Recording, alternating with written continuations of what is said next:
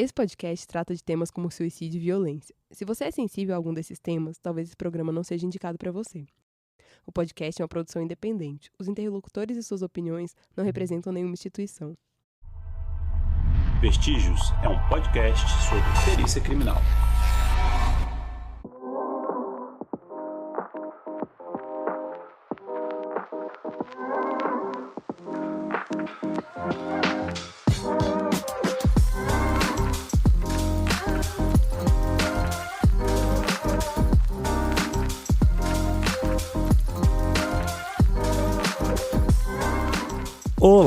Olá, boa noite, bom dia, bom momento para todos vocês, bem-vindos ao Vestígios, seu podcast sobre perícia criminal. Eu sou o Marcos Patrício e estou de volta do meu segundo hiato criativo, estou com os meus amigos e colegas de profissão, Guilherme Menegói. A princesa da criminalística. Eu acho que eu já fiz essa entrada uma vez. Não tem problema, Eu tô me repetindo. Pra mim foi novidade. E essa segunda voz mais grave e séria é de Vitor Costa. Eu quero ser o morcego da criminalística. Que isso? Batman. O trevoso. Trevoso. Tropical da arquiseira. Muito bom, muito bom. Hoje, ciências forenses, o que tem de ciência, até onde a ciência vai e como é que a gente enfrenta esses limites que as ciências, né, nos impõem. O episódio de hoje é baseado num artigo que quem puder ler, por favor, acesse, que se chama...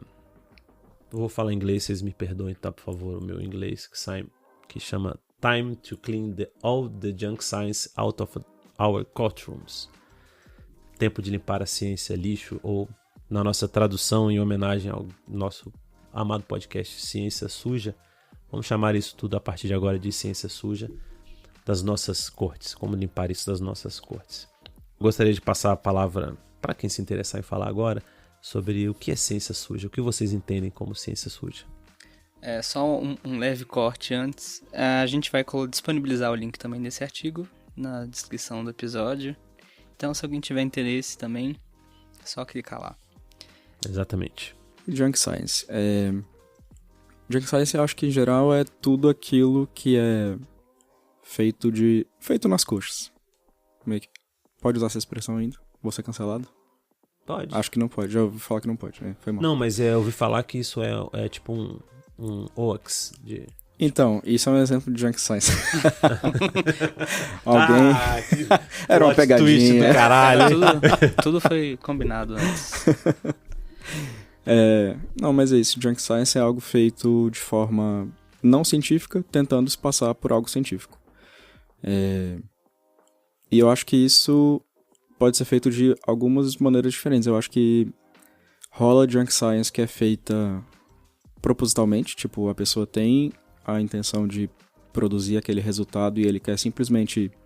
Se beneficiar de uma interpretação errada, assim, de... mas isso. Só que eu digo assim, ele quer ter argumentos científicos, porque é muito bom ter argumentos científicos, né? Ninguém pode questionar. Uhum.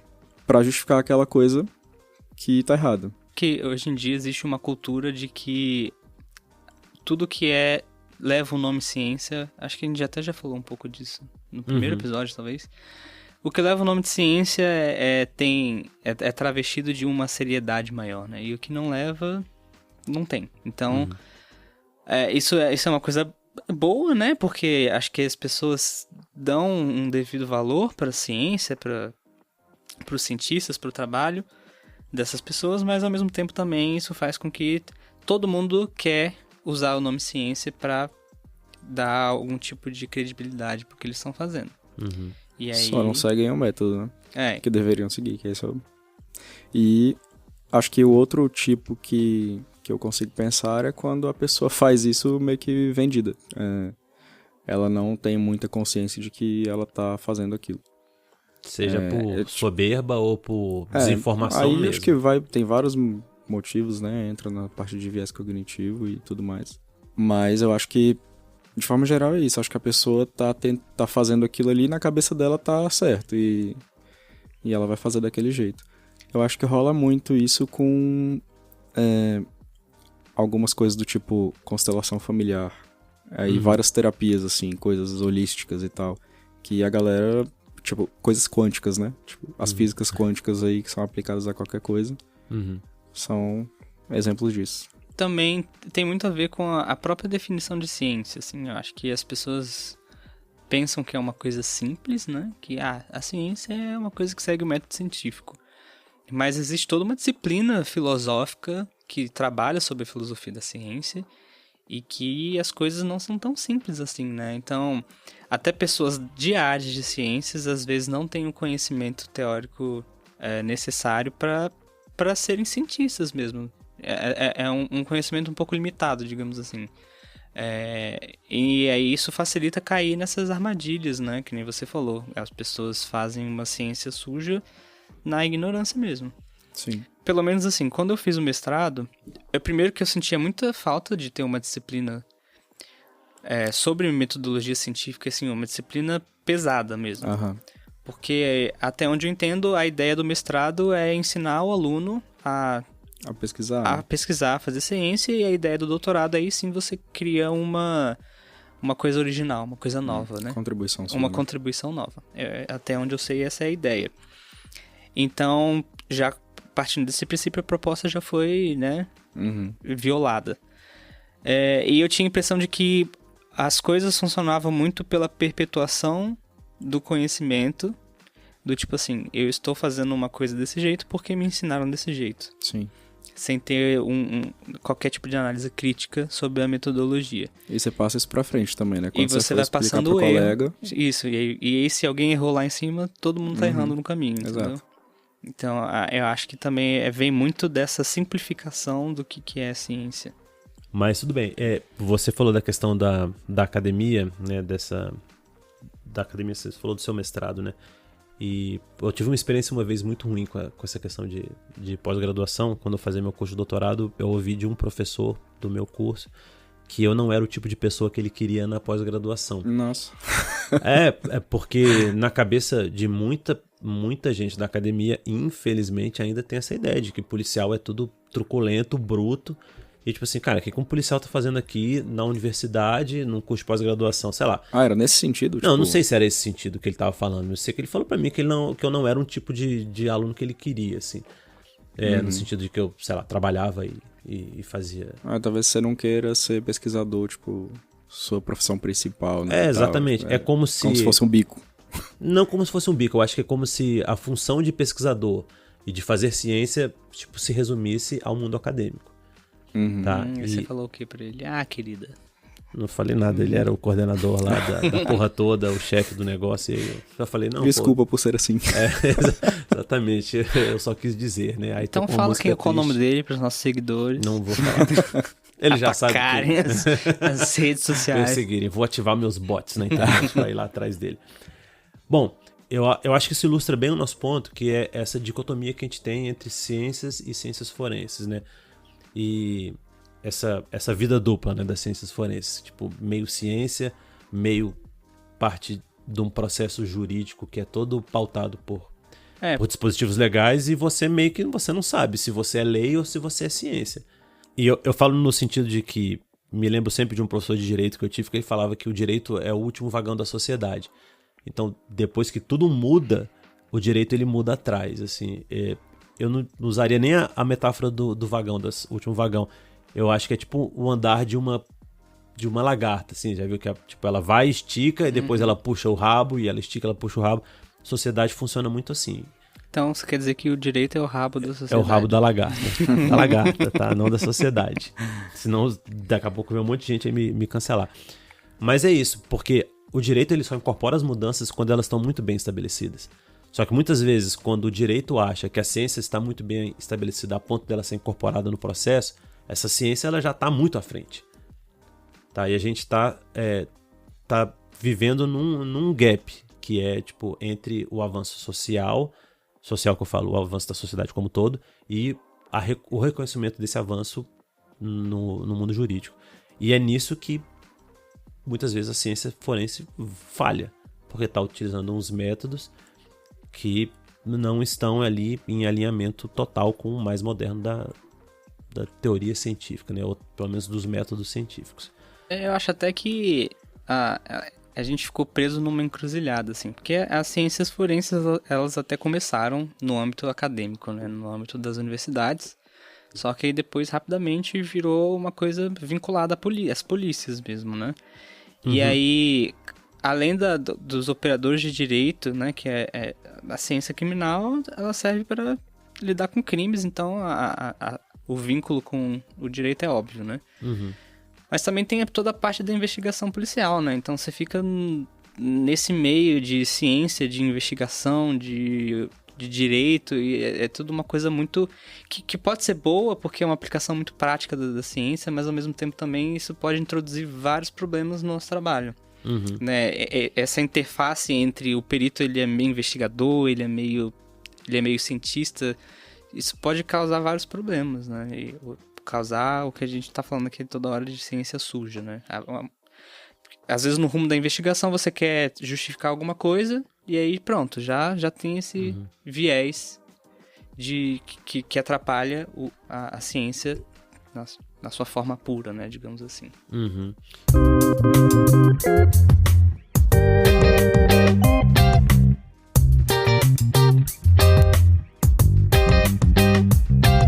O Peter Neufeld do Projeto Inocência, eu ouvi uma fala dele uma vez que ele fala que a ciência e o direito estão completamente separados, e eles têm princípios e paradigmas que são contraditórios até.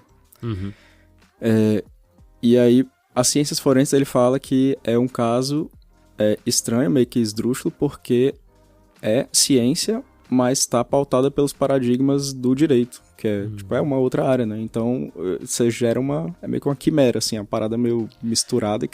Até porque a ciência, em tese, é uma coisa universal, né? E o direito, ele depende do lugar que você tá. Sim. Então, assim, a gente tá trabalhando com as leis do nosso país, e em outro país, tudo muda. É mais que lei até, o pensamento jurídico, né? Uma estrutura mais básica, assim, fundamental, que é muito diferente. Então uma coisa que em tese era pra ser igual em todo lugar do mundo já não é. Sim. Né? O jeito que você trabalha já é diferente, dependendo de onde você tá. Eu achei um ponto muito interessante nessa fala que o Vitor levantou, que uma das diferenças, uma das dualidades muito grandes entre ciências e as leis, né, que a ciência forense acaba caindo no meio, que é a ciência, ela funciona a partir da observação, formulação de hipótese e teste de hipótese. E as leis, elas funcionam muito baseadas no precedente.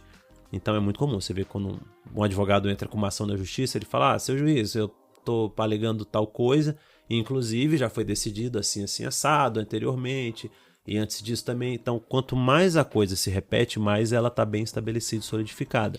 Quando o juiz não sabe o que fazer, ele vai e olha a jurisprudência, né? Não é nem só quando ele não sabe o que fazer. Pra ajudar a tomada de decisão, né? Muitas vezes ele só quer saber o seguinte, como que isso já foi decidido antes? As pessoas decidem nesse sentido. Pô, eu vou lá me meter a peitar todo mundo e decidir o contrário? Acho que até por uma questão de justiça social, né? Assim, seria estranho uma pessoa ser punida por uma coisa e logo depois uma outra pessoa fez a mesma coisa e o juiz decidiu uma coisa completamente diferente, né? O que até acontece, mas é estranho, né? Uma coisa... Aí quando acontece a gente fica assim, pô, que porra é essa, né? Exatamente. Então, onde é que tá a famosa segurança jurídica, né? Que a gente vê muito isso em concurso, né? Inclusive. Conversamos sobre isso, né? No episódio do Diego, né? Como é que as coisas mudam. E, pô, interessante, o Vitor também levantou a questão do Projeto Inocência. Para quem não sabe, o Projeto Inocência é um projeto que iniciou-se nos Estados Unidos, hoje em dia já tem vertentes em outros lugares, inclusive no Brasil, que trata de rever casos onde condenações foram baseadas em ciência, vamos chamar de ciência suja, né? Porque nós nos propomos a usar esse termo, e que hoje em dia, com o avanço tecnológico e o avanço científico, a gente é capaz de revisitar essas condenações e, de fato, constatar que aquilo ali foi mal feito, né? O que tem revolucionado muito essa questão atualmente é o DNA forense, né? Que para nós, atualmente, é o padrão ouro, né? Das ciências forenses hoje em dia. E refere-se a isso como padrão ouro porque ele vem completamente do mundo científico e ele foi incorporado meio que já pronto, né? As ciências forenses. Diferente do resto, né?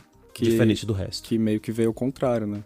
Como é que o mundo jurídico, a polícia tentando aplicar coisas na prática, e aí ela vai buscar a ciência... Tentando validar os seus pontos, né? Exato. Exatamente. E, cara, qualquer um que já trabalhou minimamente com ciência sabe que, tipo, você não valida um ponto que já existe, né? Tipo, você primeiro estabelece uma metodologia, depois você primeiro estabelece um método, né? E depois você aplica o seu método. Tipo, o estabelecimento pretérito de um método para você tratar de um caso é, tipo, um dos erros mais graves que uma pessoa pode cometer dentro do aspecto científico da coisa toda. Bom, mas você falou o nome do cara, eu esqueci o nome. Peter Neufeld. Peter Neufeld. Desculpem aí a minha ignorância, mas... Beijos, Peter. Peter. Eu conheci ele. Ai, que isso, hein, velho? Nossa. Palhaço. Que isso. Essa questão da junk science, né, dessa ciência suja, tipo, ela se espalha por todo o processo. Não só na questão das ciências forenses. Então tem desde como é realizado um interrogatório até como um juiz valora as provas, né? Tipo, que existe uma falta de pensamento científico. E aí eu lembrei de um caso se não me engano, do Projeto Inocência, que um rapaz foi condenado, né, por um caso de um estupro e seguido de assassinato de uma menina de 11 anos. E foi condenado, cumpriu pena por um bom tempo, e aí depois pediram reexame à luz do DNA forense.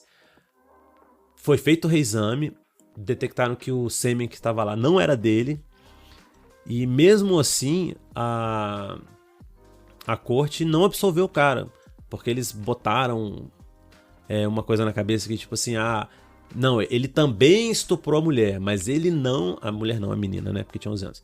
Ele também estuprou a menina, mas ele não chegou a ejacular. Por isso que o DNA que tá lá era de um outro homem que ela teria tido uma relação anterior com esse outro homem. Então você vê a volta argumentativa que a galera deu pra não reconhecer a prova. Exato. E olha que era prova de DNA, né? Se fosse uma outra prova qualquer. Então, assim, dá pra perceber que essa galera já tinha a opinião formada e que eles estavam completamente blindados a qualquer tipo de argumentação razoável. Sim. Esse exemplo é engraçado porque, assim, eles não precisaram, falar que a prova tinha sido mal feita, nem que a prova não seguia o método X, então por isso ela não vale. Mas eles pegaram, usaram a prova da forma como ela estava, né? Tipo, e correta, ok. O sêmen era o material genético era de outra pessoa. E acharam um jeito aí, tipo, costurar uma história pra englobar isso. Sem qualquer tipo de prova, né? Não, porque ela tinha, mantido relações sexuais com outra pessoa e com ele também. É uma parada esdrúxula. É bem aquela coisa de mentir com estatística. E que ele ejaculou fora e falou, você tava lá olhando ele. Sim. Eu disse, cara, os números dizem o que você quiser se você torturar eles o suficiente, né? Mais ou menos por aí. E o que eu acho... Você tocou num ponto muito legal, velho. Eu acho interessante, porque o mais interessante desse caso é que o cara confessou o estupro. Ele chegou lá e, cara, assinou uma confissão e tal. E por muito tempo a confissão ela era tida como, a rainha das provas. Tipo, o cara confessou, ninguém confessa algo que não fez. Mas aí, eu fui atrás desse artigo, eu já tinha ouvido falar dele, que é uma questão que eles chamam de confissão falsa internalizada por coerção, que é quando a pessoa ela passa por um sofrimento tão grande, um interrogatório exaustivo, sem alimentação e tal, coisas que eram utilizadas até pouco tempo atrás, eram aceitas, né, em investigações, principalmente na gringa aí que a gente tá falando aqui, né, mas existe um tipo de confissão onde a pessoa ela internaliza a culpa. E isso é um processo psicológico, perdoe os psicólogos se eu estiver falando alguma merda, mas é um processo psicológico que a pessoa tem de cessar o sofrimento. Então, ele não simplesmente assume uma coisa que ele não fez, como alguma coisa acontece na cabeça dele que ele internaliza aquela culpa. Ele assume que ele realmente fez aquilo. O que pra gente é muito importante, porque a evidência objetiva, né, isso que a gente trabalha, ciência forense, tá teoricamente blindado disso. Você não convence um objeto ou você não convence o DNA de que ele é ou de que ele não é. É uma coisa objetiva. Mas as coisas agora vai falar que o DNA pode ser quem ele quiser. Exatamente. Pode. Exatamente. Mas é interessante esse ponto que você fez, porque mesmo que os elementos materiais, digamos assim, eles não mintam, né, digamos assim, tem sempre aquilo que o Vitor falou, né, que o jeito que eles são interpretados podem mudar completamente a dinâmica, né, do que foi estabelecido. E aí a gente pode entrar no mérito também de como que a justiça é feita, né, de que essa falta de conhecimento, talvez, da ciência, dos métodos de ciência, e colocar pessoas que são leigas nisso para fazer os julgamentos, né, não existe um debate científico. Você não tá falando com pessoas que entendem do assunto, né? Uhum. Você tá tentando explicar uma coisa para pessoas que não sabem do que você tá falando. Uhum. E isso acontece tanto em tribunal de júri, né, quanto com o juiz, porque o juiz também, quanto a aspectos técnicos, né, ele é tão leigo quanto pessoas, cidadãos comuns, né? E só um parênteses, assim, eu queria até comprar... Eu vou comprar briga com um monte de categoria profissional hoje. Vamos ser cancelados por mais gente. Foda-se. Mas é porque, assim, tem muita gente que, inclusive, é formado em cursos, teoricamente, científicos, né? Tipo, cara é químico, físico, biólogo, farmacêutico, que não entende, de fato, o método científico.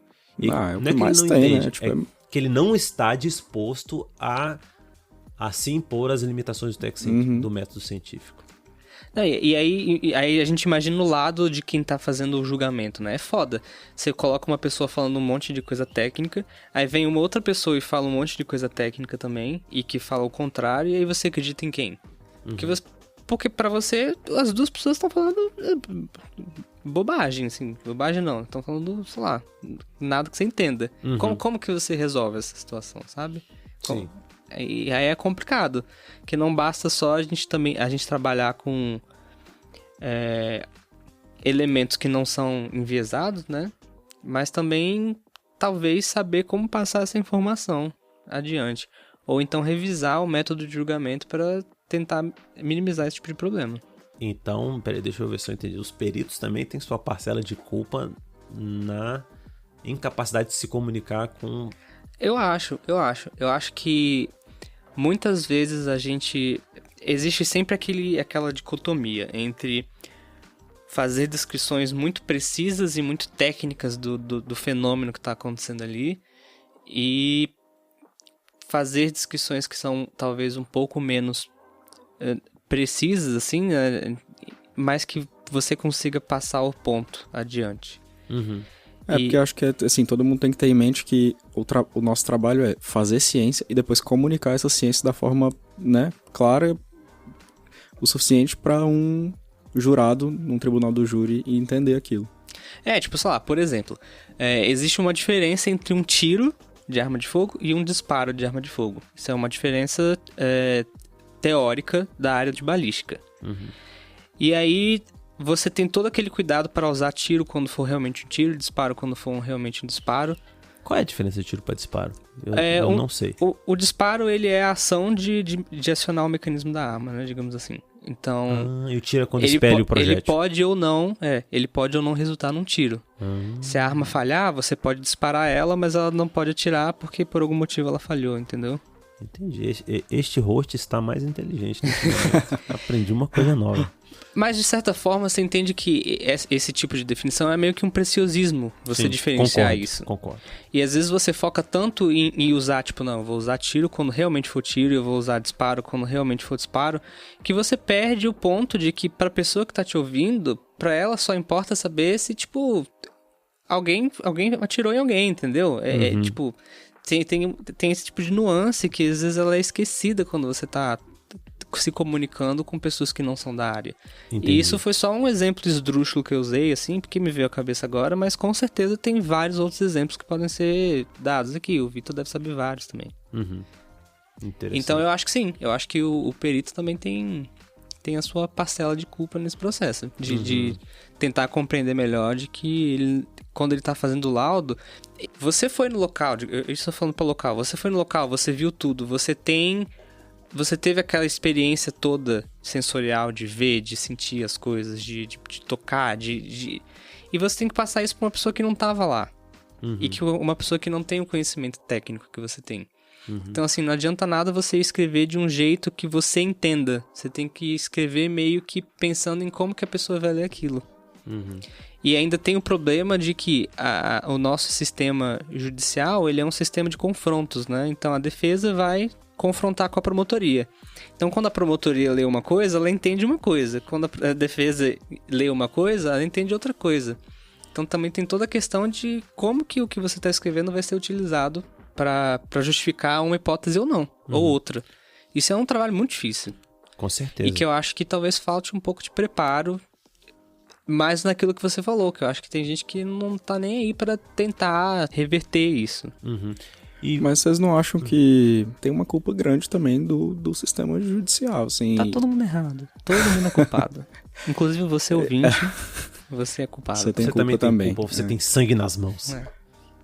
Pecado original da criminalística. Cara, um juiz que vai trabalhar num tribunal do júri, que vai lidar com isso constantemente, vocês não acham que ele deveria ter um conhecimento mínimo de ciências forenses? Com certeza. Eu acho que ajudaria bastante, mas eu fico na dúvida quando a gente pensa assim, o cara deveria ter o conhecimento mínimo. Sim, todo mundo deveria ter conhecimento mínimo sobre todos os assuntos que existem na face da Terra. Mas alguns mais que os outros, né? Tipo assim, o cara vai decidir a vida de alguém ali. Mas o que eu digo nesse sentido é que a figura do juiz, ele exerce uma função no processo judicial, tá certo? E muitas vezes essa função, ela está um pouco alheia a interpretação das provas. Interpretação no sentido de revisão, tá? Não que o juiz não vai interpretar as provas, ele vai interpretar, mas ele não vai revisar as provas. Ele vai ler aquilo que está posto e ele vai decidir como que aquilo se incorpora no processo, sendo que esse processo tem várias outras provas que não são provas técnicas, tá? Não são provas materiais. Então, eu não sei se seria justo a gente querer que o juiz tivesse um conhecimento mais aprofundado do que ele já tem. O que eu acho que o juiz ele tem que ter é a disponibilidade de fazer inquisições aos peritos. De inquirir, o que o perito quis dizer com aquilo, se tal parte não ficou muito clara, às vezes é melhor que ele te indague nisso do que você esperar que ele tenha um conhecimento na área. Não, beleza, mas você tá falando dele com um perito e só aquela relação ali, mas quando tem relação entre dois peritos, por exemplo, igual o Mengo tá falando de ter acusação e defesa falando uma coisa técnica diferente, eu acho que o juiz deveria ter o conhecimento mínimo, porque às vezes, cara, as coisas são às vezes esdrúxulas, assim, tem um cara falando que, sei lá, o DNA, achou o DNA da pessoa aqui, então ela esteve aqui hoje. E o outro fala, mas entendi, não, o DNA não funciona assim. Aí o juiz não sabe como que funciona. E vai falar, não, beleza, tem dois peritos me falando aqui, então... mas eu acho que talvez isso poderia ser remediado se fosse uma situação que nem funciona a ciência mesmo, né? Como funciona pelo consenso. Então, assim... Exatamente. Tem um perito falando uma coisa, tem outro perito falando outra coisa, se tivesse uma discussão científica em que... eu acho que também parte um pouco da comunidade de peritos, de pegar essas pessoas que fazem ciência suja e eliminar esse comportamento mesmo. Sabe? Às vezes, se o sistema judicial, em vez de um confronto de um perito contra o outro, fosse uma mesa de debate entre peritos, digamos assim, em que o consenso ganhasse, eu acho que, eventualmente, essas pessoas que usam a ciência de um jeito malicioso até, né, pra justificar certas coisas, seriam meio que ficando pro escanteio. Deixadas de lado, né? Acho que do mundo ideal seria bom, né, assim, eu acho até que na Austrália funciona assim, rola meio que um conjunto de pessoas ali, de peritos que vão debater aquele tema como se fosse uma discussão científica mesmo, e eles vão chegar a um consenso como se eles estivessem pesquisando. Não é como se estivessem defendendo a tese A ou B. Beleza, vamos olhar os dados e tal. Só que eu acho que, assim, na nossa realidade, que você tem um júri que acontece em uma tarde, cara, o julgamento inteiro vai acontecer numa tarde, envolvendo tudo, né? Testemunhas, tudo. Não daria tempo de ter uma coisa do tipo, assim. E esperar que a gente vá ter uma discussão científica no meio desse negócio Pois é, porque a impressão que eu tenho é que não existe muito mérito na definição de quem que é um expert qualificado ou não. Tem pessoas que são muito famosas e que pelo imaginário popular de que, tipo, esse cara é muito famoso, ele sabe do que ele tá falando. Então tem várias pessoas que são, tipo, assistentes técnicos famosos, são os peritos famosos, que você vai ver, assim, fala um monte de besteira, fala um monte de merda, e você fica, eu não entendo como que essa pessoa chegou nesse nível de notoriedade. Falando dessas merdas que eles estão falando. Hoje em dia acho que rola o fenômeno no Instagram, assim, né? Tipo, a galera da saúde reclama disso muito. Que é, tipo, o médico, ele não é... Você não escolhe mais médico por qualidade, né? Assim, referência, sei lá. Você vai olhar quantos seguidores o cara tem no Instagram pra saber se ele é bom ou não. Tipo, Sim. essa métrica é, né? Bizarra. Não faz nenhum sentido, mas é assim que a coisa tá. E no caso do médico, assim... O médico tem o interesse de se autopromover, muitas vezes, né? Assim, o perito, em tese, não deveria ter esse interesse. Ele tá lá pra cumprir uma função social. É o que mais rola, né? Não. Mas ele tá lá pra cumprir Mas uma o função assistente social. técnico tem, né? O assistente... Porque a parte contrata o assistente técnico baseado no que ele acredita. Inclusive tem pra quem não ouviu, eu vou fazer uma indicação aqui no meio do programa, porque... Foda-se. Não há regras. Não há regras, exatamente. É por isso Tudo que acontece feijoada. A ciência tá assim. Exatamente. Sem método nenhum. Existe tem um podcast que eu gosto bastante, que eu acompanho, que chama Braincast. E o Braincast tem um episódio que todo profissional tem que ser um influencer. E, cara, nessa área vocês estão falando da medicina, mas também nessa parte das pessoas que se vendem para ser contratados pela sua expertise, infelizmente a resposta é meio que sim, assim. O cara tem que estar lá fazendo cara de inteligente no Instagram e eu entendo isso, assim, tipo, essas pessoas têm essas aspirações. A pessoa, além de ter conteúdo, ela tem que ter, sei lá, um formato bonitinho, assim. Ou seja, eu tô fudido porque eu tenho zero paciência pra essas coisas. E meu Instagram é só pra mostrar minha raba. Tipo, nossa, eu tô fudido porque eu sou feio. Aí... não, isso aí não tem uma pessoa que pode falar. Não, exatamente. Feio ele não é. Inclusive, quem quiser dar uma olhada lá no meu perfil, DM, tamo lá. Mas link do Tinder tá Grindr. Ai, Maria. Tá, e chega. O Marcos ficou até perdeu a respiração. Mas vocês falaram dessa questão, né, da confusão, né? Porque tem o junk science, né? A ciência suja. Por despreparo, a pessoa só é ruim e ela se investe de um poder de conhecimento que ela não tem e fala uma pá de merda. Mas tem o lado da pessoa que tenta te confundir, cara. E você falou isso, eu lembrei de uma vez chegou até mim um questionamento que uma pessoa fez a um juiz, que era um caso de um estupro que envolvia o pai que teria violentado a filha. E desse caso de estupro resulta alguns outros resultados aí. E uma das pessoas que estava tentando defender o réu argumentava, eu fiquei sabendo disso, né?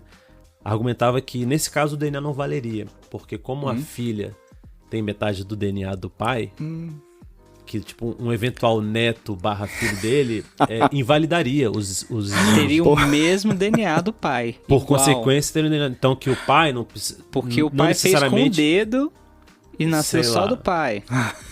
Sei lá. Brotou do saco. Não, então, mas assim, pra gente pode parecer um argumento esdrúxulo, porque a gente sabe como é que funciona, sei lá, a genética. Mas um juiz não sabe. E colou isso aí? Era isso que eu tava falando, não, tipo, cara. Aí foi exatamente essa que foi a parte interessante, que o juiz, quando bateu esse questionamento lá, ele fez uma consulta informal a um perito. Falou, cara, isso aqui cola, essa argumentação aqui é válida? E aí o perito que respondeu falou, cara, não, isso daí o cara tá tentando te enrolar, sacou? Então assim, a gente tem que lembrar que tem pessoas que tentam enrolar as outras, saca? E aí, assim, tipo, a partir dessa vontade do juiz de correr atrás disso, ele acionou um perito conhecido e falou, cara, isso aqui é verdade? Ou o cara tá tentando me enrolar? Como é que funciona isso? Porque muitas vezes o juiz ele pode falar, putz, e aí? O cara botou uma dúvida na minha cabeça, hein? E aí, não sei o que eu vou decidir, em dúvida a favor do réu. Sabe, tipo, em tese isso poderia acontecer, só acho que não aconteceu. Acho que no Ministério Público eu sei que tem meio que uma câmara técnica de consultoria, assim. Tinha até um perito daqui que tava trabalhando nisso. Que aí eles podem consultar, né? E pra um caso desse funcionaria bem. Sim. E eu acho até que isso é uma coisa que deveria existir mais, assim. Tipo, peritos no judiciário. Mais até tá às vezes direta, lotado lá no tribunal e pra ajudar a interpretar essas coisas. Eu concordo, porque eu sempre falo isso pro pessoal que trabalha no laboratório comigo, né? Inclusive quando vem alunos de fora, eu Gosto não, né? Mas tem esse papel chato de acabar com sonhos de algumas pessoas. Que eu falo, cara, e ciências forenses é uma coisa chata. Tipo, é uma coisa repetitiva, é uma coisa metódica, porque a gente precisa fazer sempre a mesma coisa sempre. Ciência, né? Ciência. Bem-vindo ao mundo da ciência. É assim chato pra caralho. Exatamente, é assim que nós funcionamos. Chega a ser chato, mas é interessante, então. Porque é isso, assim, tipo, o método científico, e principalmente os métodos validados, quando a gente conversa de ciência também, às vezes o ouvinte está perdido. A ciência, a pesquisa, ela vai até antes do momento de você fazer o exame, tá? A hora que você faz o exame, você já desenvolveu o método já está validado, tá? Dali para frente é só a aplicação do método, tá? A gente chama de fazer ciência porque existe uma ciência por trás disso. Mas tudo isso é repetição, porque se um cara é falsamente acusado num tribunal, ou erroneamente se chegou ao nome dele como principal suspeito, ele tem o direito de se defender. E ele não consegue se defender se você tirou a conclusão, da sua cabeça. Censura. Estamos sendo censurados aqui. Mas é isso, só o que eu queria acrescentar é isso, que é possível se chegar a esse consenso. Porque os métodos são os métodos, assim. Tipo, se alguém estiver avacalhando com os métodos, você vai perceber também. Uma pauta. A gente falou do juiz e tal, e da defesa, mas eu acho que tem a figura do tribunal do júri que eu acho mais complicado ainda, tipo, que são jurados, são pessoas leigas, são pessoas sorteadas, pra, né, decidir. E muitas vezes decidir baseando-se em coisas técnicas, né? Você tem lá uma tese da acusação, até mesmo em casos desses, que seja interpretando uma prova que é muito objetiva, que o resultado é claro, mas o cara surge com uma historinha por trás, igual essa que você falou, do estupro da menina. Como que a gente resolve esse problema, assim? Tipo, não, e o mais bizarro é que aqui o tribunal do júri ele funciona para os crimes de maior gravidade, né? Tipo assim, coloca os crimes... Tribunal do júri são crimes dolosos contra a vida, né? Eles, é a área de atuação deles. Os outros é um juiz mesmo que faz o julgamento, né? Não é que nem nos Estados Unidos que todos os crimes são levados ao tribunal do júri. Mas aí eu concordo com você, tipo, eu acho que isso vem de uma ideia de que a comunidade tem que julgar seus pares, né? Mas eu acho que essa ideia ela surgiu num momento do que as coisas eram muito diferentes, né, do que ela hoje em dia. Fazia sentido um vilarejo juntar a galera e tentar entender o que aconteceu e julgar aquilo ali. Agora, tipo... Especificamente no Brasil eu já vi, tipo, defesa do tribunal do júri, defesa que eu digo em prol da existência do tribunal do júri, dizendo que na época da ditadura era preferível que você fosse julgado pelas pessoas do que pelo Estado, porque, né, o Estado é um ditador e é autoritário, então você não vai confiar no julgamento do Estado. E aí, em tese, os seus pares seriam melhores, né, pra te julgar. E aí, quando houve o fim do regime, né, em 88, com a Constituição de 88, aí vem, né, a ideia do Tribunal do Júri. Como se o Estado não fosse escolher o júri a dedo, ou não fosse coagir o júri, ou não fosse... Tem vários jeitos de... Assim, eu até entendo o argumento. Eu achei fraquíssimo. Uma merda de argumento. Mas eu também não curto, não. Então, mas eu perguntava pra você, de quando que é o Tribunal do Júri? É da Constituição? Ou vem de antes disso? Eu não sei. Não faz essa pergunta, Pergunta gente. difícil. Não, eu não sei mesmo. Os universitários serão consultados daqui a pouco. Beleza. Mas você falou isso, uma coisa que eu achei interessante é que a primeira vez que se chamou os experts, né, para depor em juízo foi ali no século XVII, que as pessoas queriam saber quanto tempo depois da morte uma mulher... Quanto tempo após a morte de um homem a mulher poderia ter um filho dele. E, tipo, eu achei isso interessantíssimo, assim, porque, cara, olha só o que a galera foi... De onde vem, né? Da onde vem, sacou? Tipo, a figura do perito criminal, não que venha só disso, né? Mas um dos mais estabelecidos era isso. Tipo, o cara morreu há 6 meses atrás e mulher dá luz a um menino e fala que é filho dele. Tipo, e aí, né? Tipo, pode nascer... Hoje em dia a gente sabe, né, que a gestação dura ali uns 9 meses, mas até pouco tempo atrás você não sabia de que a situação era exatamente assim. Então, existia esse tipo de briga, né? O meu filho nasceu 2 anos depois e ainda estão achando aí que é do pai, do outro pai. Mas não é. Mais uma coisa também que eu acho que vale ressaltar, eu tava dando uma olhada no site do Projeto Inocência, né, no americano. O brasileiro, eu não cheguei a olhar, eu fiquei até com vergonha, porque eu pensei, seria legal convidar os caras. Mas eu lembrei que nós somos um podcast pequeno e a gente não convida as pessoas assim, né? Porque... Convidar quem é a galera do Projeto Inocência? Projeto Inocência Brasil. Talvez na segunda temporada, quando a gente tiver em vídeo bacana, vai estar famoso. Nossas caras, a gente famoso convida. Eles que vão chamar a gente Não promete coisa. Ano de eleição, eu prometo tudo. Eu sou uma pessoa leviana. Mas um dado que eu achei interessantíssimo é que 43% das revisões criminais do Projeto Inocência tem erro na produção de provas materiais, assim, tipo, erros no que eles chamam de, tipo, forensic science, assim, tipo, tudo bem que a visão de forensic science americana é um pouco diferente da nossa, mas são casos onde geralmente, né, a grande maioria deles, não todos, a evidência baseada no DNA depois veio e falou, cara, é viagem isso daí, vocês estão errados e tal. E que se você tem um processo com uma caralhada de provas e aí depois você revisa esse processo com a luz da genética forense e a genética derruba o veredito anterior, significa que todas aquelas provas ali atrás estão erradas, cara. Todas, assim... deveria ser aplicado a tudo, né? Não só deveria ser aplicado a tudo, mas... por que as coisas estão tão erradas assim? Será que os nossos métodos eles são tão mutáveis a ponto de uma coisa estar certa na década de 70 e estar errada hoje? Ou será que existe um viés no perito? Tipo, tô tentando introduzir aqui o tema de que o perito ele tá sujeito a um viés na hora de produzir sua prova. É possível você se blindar completamente de vieses ou isso é uma utopia? Eu acho que não está... Assim, obviamente não tá blindado, né? E acho difícil você falar que tem como tirar 100%. Acho que porque não dá. assim, querendo ou não, apesar da gente gostar de falar que a gente trabalha com elementos materiais, que eles não mentem, muitas vezes a convicção do perito é o que... Muitas vezes não, é sempre a convicção do perito que vai sair ali no laudo, né? O que ele acha. E ele vai montar isso, ele vai formar essa convicção baseada em vários elementos que juntos vão formar a convicção dele.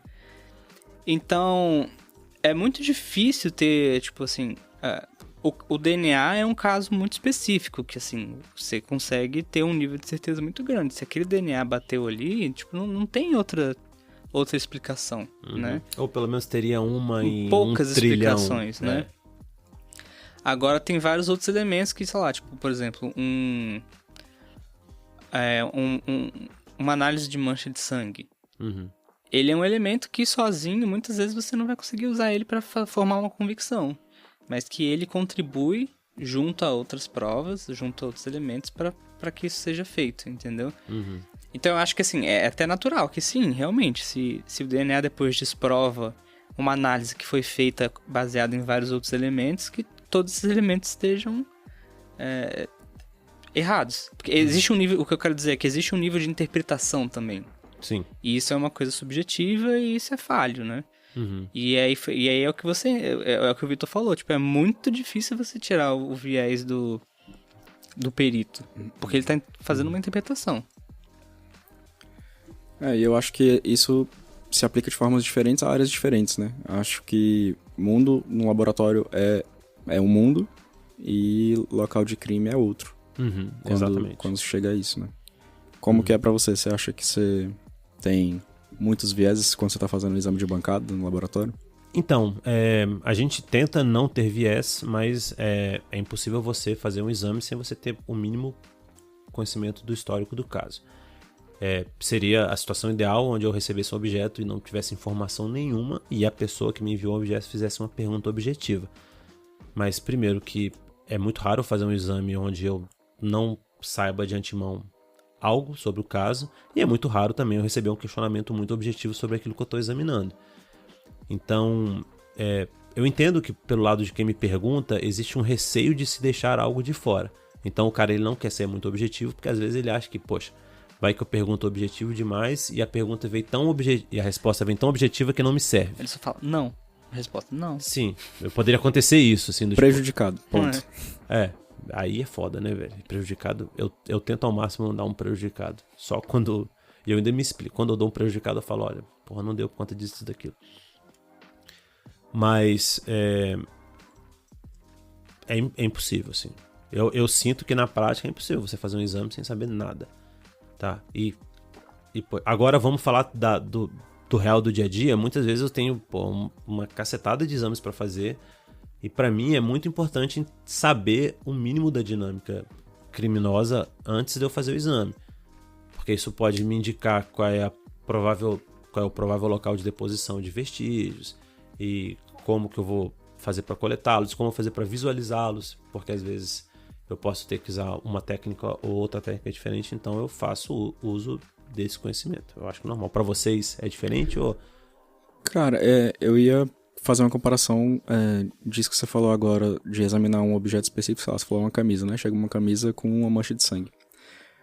Aí beleza, nesse caso específico você pode olhar e falar, pô, é claro que o cara quer constatação daquilo ali, ou colete aquela amostra. Só que a gente tem casos em que, se você não tiver alguma informação, cara, simplesmente não dá. Eu pensei de pronto, e é uma classe de exames em que eu sempre olho o histórico, que é o exame de veículo. A gente recebe lá na morte violenta, tipo, esse veículo aqui estava envolvido num homicídio X. Aí beleza, o veículo vem pra cá e a gente examina o veículo. Cara, tem tanta coisa dentro de um veículo, tem tanta coisa que você pode olhar num veículo. Uhum. E às vezes a gente abre um veículo que tem coisa amontoada até o teto, assim. E muitas das vezes, algumas coisas que estão ali são importantes e fazem sentido serem analisadas, e você tem que, pelo menos, materializar aquilo. E outras são irrelevantes, mas como que você faz pra decidir uma coisa e outra? Eu tenho um caso meu que eu lembrei agora, assim, de pronto, que era um homicídio em que eram amigos que estavam no carro, e aí, teoricamente, eles brigaram, e eles tinham ido antes tomar cachaça. Aí ela falava isso, que eles foram tomar cachaça no lugar tal, e a cachaça quem levou foi o fulano de tal, quem bebeu foi só A e B, tipo, era um negócio assim.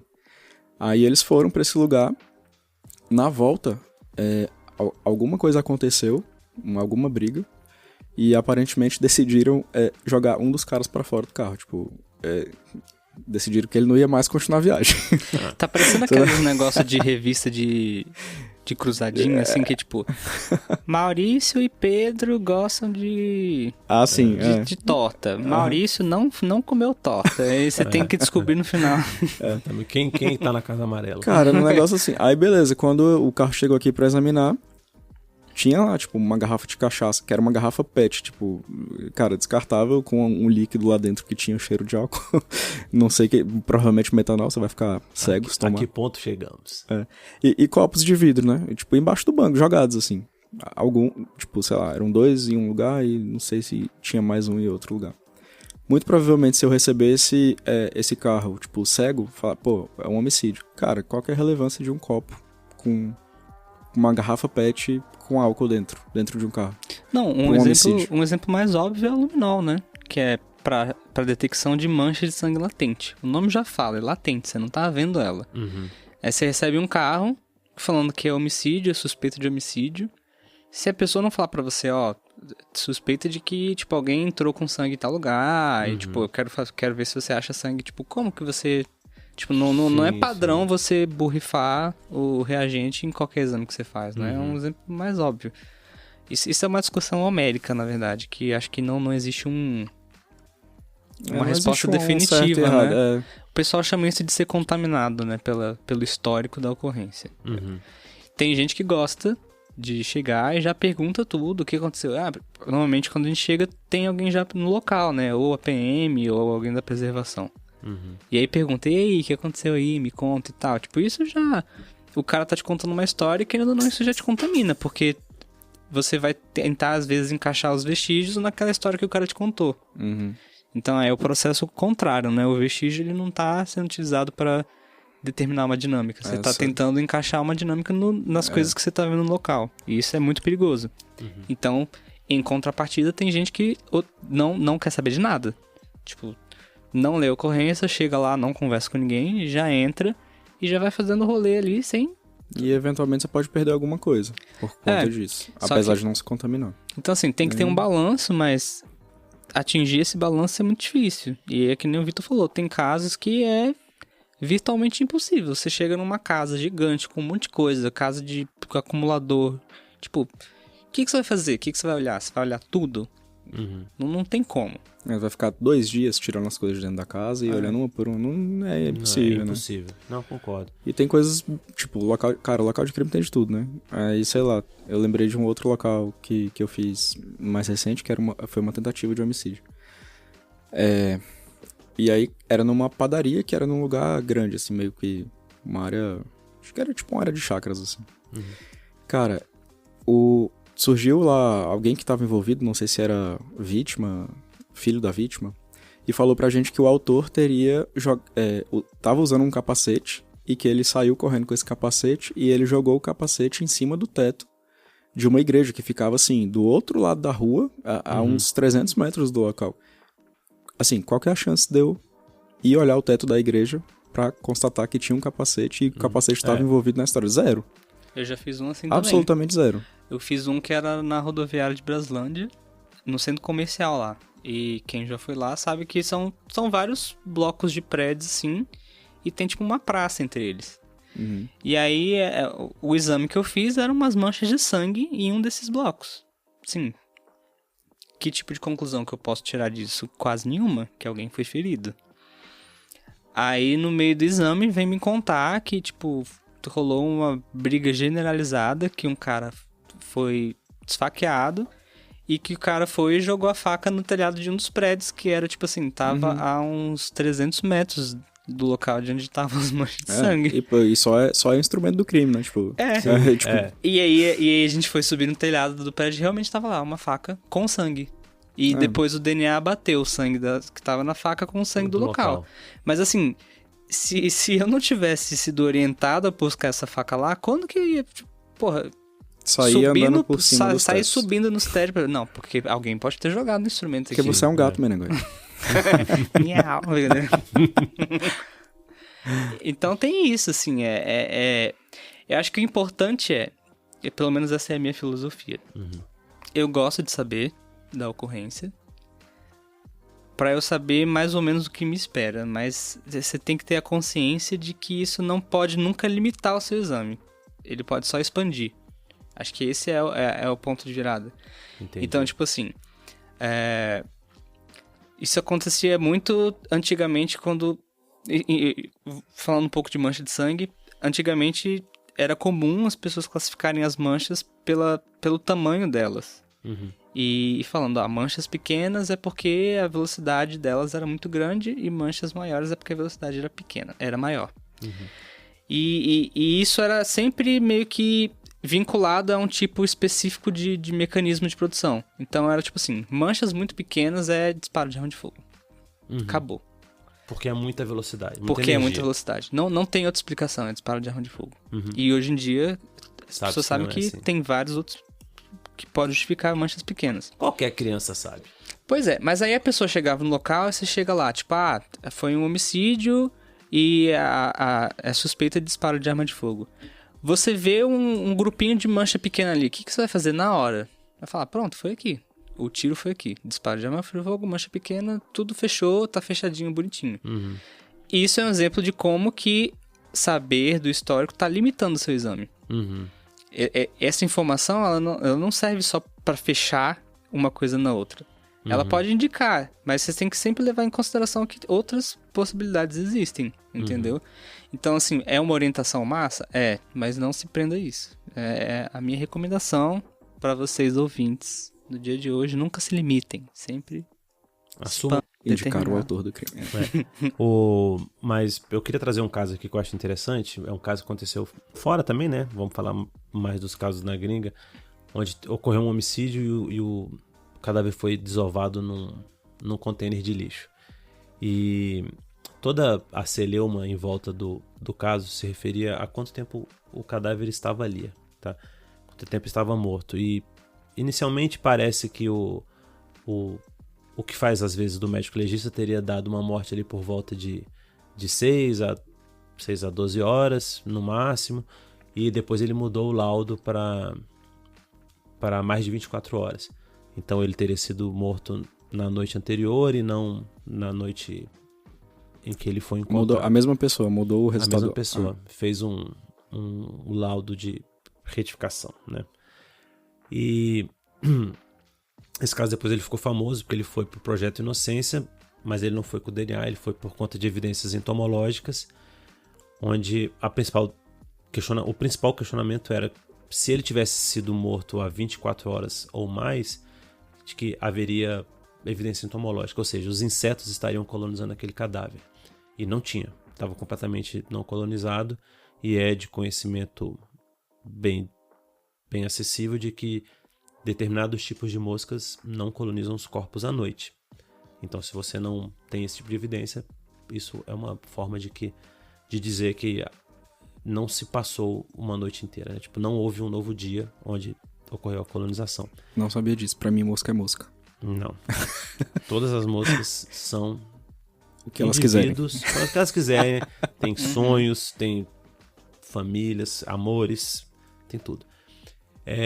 E depois a pessoa acabou sendo inocentada baseada nesse tipo de prova.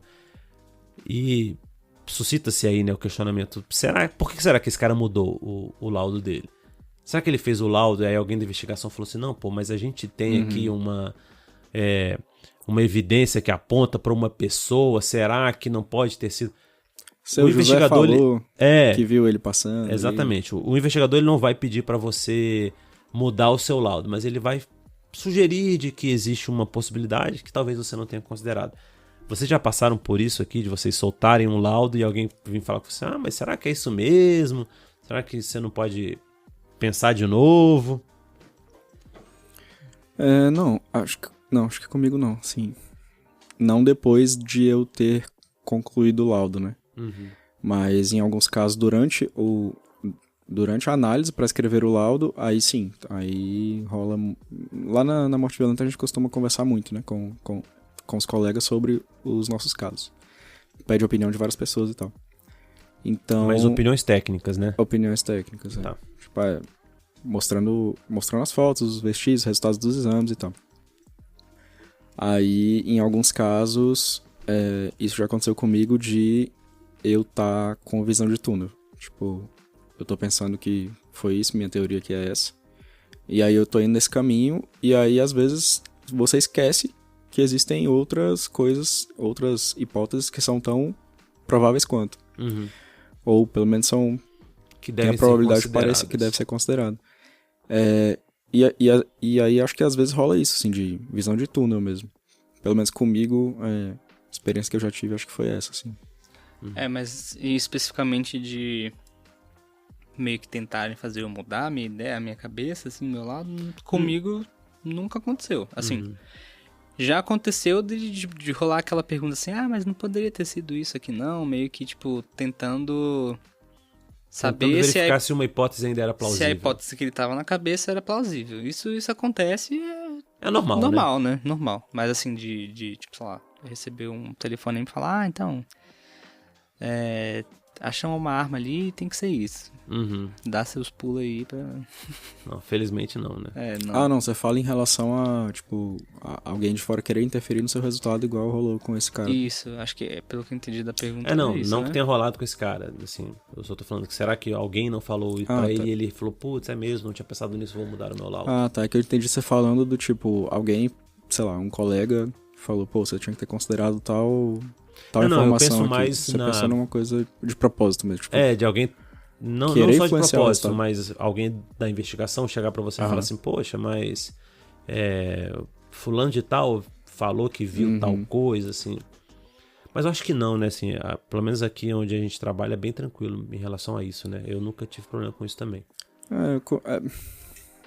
Agora, entendendo a pergunta dessa forma aí, comigo rolou uma coisa parecida uma vez só.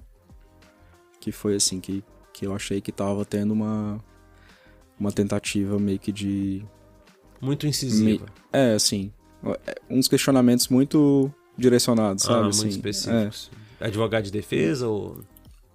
Não. Era parte da acusação. Mas é isso, assim, você perceber que nas perguntas tem uma... Um claro viés, uma coisa por trás. Ele quer parece que você responda de... A pergunta é meio tendenciosa pra você responder de um jeito que sim. corrobore alguma... Você percebe que tem um peguinho ali. É.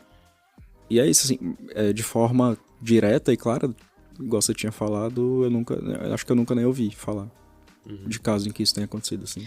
Não, aqui pelo menos as pessoas respeitam muito a opinião do perito, assim, não tentam entrar nesse... Cara, lembrei agora, eu tenho uma história bizarra, e aí eu não era nem o perito do caso. Gostamos. O negócio veio cair na minha mão.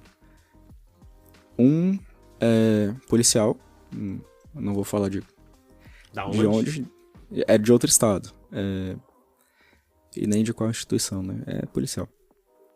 O cara simplesmente me mandou um áudio um dia, perguntando pra mim assim, e aí, como é que vai ficar lá aquele caso? O que vai sair escrito no laudo? Mandou pra você? Aham. E tu não era nem o perito do Não, caso? eu não era o perito do caso. Porque o fulano de tal aqui mandou perguntar como é que tá. Tipo, um fulano de tal, mas com mais poder, né? E eu falei, velho, o que é isso, né? E aí eu já fiquei tenso, assim, tipo, cara, policial, tô vendo que o bicho tá querendo... vão me matar e eu não sei nem vão me matar e eu... não sei nem que caso é esse, porra, não sei nem o que mentir. Ou como essa pessoa conseguiu meu número. Meu número, né? Exato. Isso daí é uma coisa grave. Que eu não sei até hoje como que foi. E aí, o cara mandou depois mandou outro áudio, meio que falando coisas pra dar a entender que ele sabia quem eu era e sabia coisas da minha vida. Tipo, e aquele seu carro lá, modelo tal, você tá vendendo ele ainda? Tipo, sabe? E aí acabou que no final das contas eu descobri quem era o perito que ele queria atingir por conta dessa história do carro. Porque ele me falou, tipo, detalhes do carro, assim, e aí eu soube quem era depois. E soube qual que era a história do caso e tal. E a pessoa tava sabendo desse rolê? Não. O primeiro perito? Não. Não, o primeiro perito... Não, a indagação, a tentativa de influenciar não era nem perito da MV. Era tipo assim, cara, foi uma situação diferente que aconteceu nesse local, precisou de outros peritos. E o que o cara queria, com quem ele queria falar, não era um perito que nem era nem eram os dois peritos da MV. Então, não era nem quem ia fazer o laudo, no final das contas. Não era nem quem ia fazer o laudo. Foi uma pessoa que foi junto pra ajudar durante o processamento do local. Que envolvia outros tipos de vestígios, né, que a gente não tá acostumado. E aí, foi por isso, assim, que eu descobri quem que era a pessoa. Eu só respondi pro cara, tipo, acho que você mandou essa mensagem pra pessoa errada e eu não sei do que você tá falando. Aí, tipo, o bicho visualizou e não falou mais nada. E morreu. Por aí. E hoje eles são casados. Tem 2 filhos Estão lindos. fazendo 3 anos de casamento. Achei a foto bonita, né? Eu continuei mandando mensagem ali. Boa. E é assim, pra quê? O laudo sai do jeito que você quiser. Né? Sim, nesse ponto aqui eu acho que a gente tem uma independência, completa, né? Desde que você faça as coisas certas, ninguém vai interferir no que você escreve no laudo. E eu acho que assim, já estamos encaminhando aqui bem. E tem uma estatística que eu acabei de ver aqui que eu achei interessante, que o Projeto Inocência ele já revisou um monte de coisa, né? Voltando um pouco pro Projeto Inocência, que eu acho muito legal. E entre os anos de 2004 até 2015, eles investigaram lá, sei lá, uma caralhada de casos, não sei quantos casos, mas 29% das denúncias que foram feitas a eles, de condenações equivocadas, 29% não pode ser revisada porque as evidências haviam sido destruídas ou perdidas. Tipo, a galera simplesmente perdeu a parada, sacou? Do tipo, cadê aquela roupa suja de sangue? Porra, não sei, perdi. É uma parada... Velho, vocês não acham isso surreal, velho? Mas até o Miguel, aqui no DF rola uma lei, não sei se é uma lei ou só um acordo, sei lá. Mas rola essa... Inclusive é escrito nos lados do IML, que tipo, a justiça autoriza que os vestígios sejam destruídos com 10 anos. Uhum. Cara, se você for pensar, tipo, nesse caso aí que o exame de DNA foi criado nesse período, né? E, sei lá, 30 anos atrás, você falou? Nesse caso? Sim. Tipo isso. Pô, 10 anos é pouco, né? É muito pouco. Eu acho que até as questões de guarda de vestígios biológicos, eles têm sido revistos, né? É muito fácil você guardar um pedaço da evidência. Tipo, hoje em dia a gente já tá preparado. Só que, realmente, cara, você imagina, se aqui no Distrito Federal, onde a gente tem uma central de guarda e custódia de vestígios, que é bem estruturada, que funciona bem, você ainda tem problemas de armazenamento, coisas que eles não aceitam por conta de espaço. Cara, você imagina uns lugares aí no interior da Amazônia, aí, tipo, na década de 80. Cara, tipo, você faz do jeito que dá, né? Assim, eu vou te falar, cara, eu comecei a trabalhar em 2006 com perícia criminal no interior de um estado muito bonito. Cara, a gente fazia muita coisa do jeito que dá, sacou? Tipo, pô, é inocência achar que, cara, todos os rincões aqui do Brasil contam com um sistema jurídico de armazenamento de provas igual o da Suíça, velho. Não é assim que funciona. Tipo, Lembrando também que a Suíça deve ter 2 homicídios por mês. Sim. E a gente tem isso em um dia, né? Então, mais do que isso. Então, né? Acho que também o volume de vestígios é um pouquinho maior. Exatamente. Eles arquivam as evidências de um ano inteiro no armário, né? E tipo, esse armário aqui é 2015. Beleza. E, cara, me lembrou também, discutindo isso, né? Dessa questão das provas muito antigas. Pô, um caso super famoso, que é o caso Evandro, né? Que tem aquele caso da identificação do laudo de genética. Beijo, Mizanzuki. Beijo, Mizanzuki. Pode chamar a gente aí pra tomar cerveja, que a gente paga. Porque... Não, gostamos muito, né, do Projeto Humanos. Gostamos, né? Eu pagaria a cerveja, facilmente. E... Poxa, ele chega a falar, né, sobre isso no laudo de DNA que identifica o corpo que identificaria. Que era da menina e no final das contas. E assim, não era, né? O exame de DNA foi feito na época onde os métodos de exame de DNA forense eram completamente diferentes das que tem hoje. Então seria um exame muito válido se fosse feito hoje, novamente, né? Tipo, poderia identificar muito mais coisa do que foi. Mas, bom, naquela época... A técnica tava começando, assim. Tava bem no início, era... Só tinha um lugar no Brasil que fazia e era uma empresa privada, né? Sim, não era... e utilizava mini satélite. Então, assim, você não tinha frequência populacional, você não sabia... Oi? Nossa, eu tô achando engraçado. Começaram os termos técnicos aqui. Desculpa. E o Vitor... Sim. Concordo. Desculpa, a parte da frequência populacional eu entendi. O microsatélite não faço a menor ideia do que seja. Microsatélite. Hoje em dia é microsatélite. Hoje em dia a gente usa microsatélites, são umas sequências curtas que elas se repetem tipo, várias vezes, elas são enfileiradas, né? Tipo, sequências... os ATGC... exatamente. Mas é tipo assim, a sequência é, sei lá, ATGC. Aí é ATGC, ATGC, ATGC. Aí ele se repete, esse bloquinho se repete um número X de vezes. E é mais ou menos assim que é feito. Então, tipo, numa região específica eu tenho 6 e você tem 8. Entendi. Repetições. Repetições. E a genética é meio que feita nisso, entendeu? Então você sempre tem um par, um da sua mãe e um do seu pai, né? Então aí, sei lá, naquele par você tem 6 e 8. O 6 é da sua mãe e o 8 é do seu pai. Sim. Entendeu? Então é baseado nisso que é feita a identificação e também os testes de paternidade. Entendi. Tipo, o funcionamento do negócio eu entendo, só que é engraçado porque eu visualizo isso que você falou em bloquinhos. Pra mim, tipo, são bloquinhos amontoados, é tipo um Tetris. E tem lá o Tetrisinho da pessoa, você compara com o outro. Mas bloquinhos que se repetem. Agora, o que significava o bloquinho do Tetris pra mim, tipo, tá.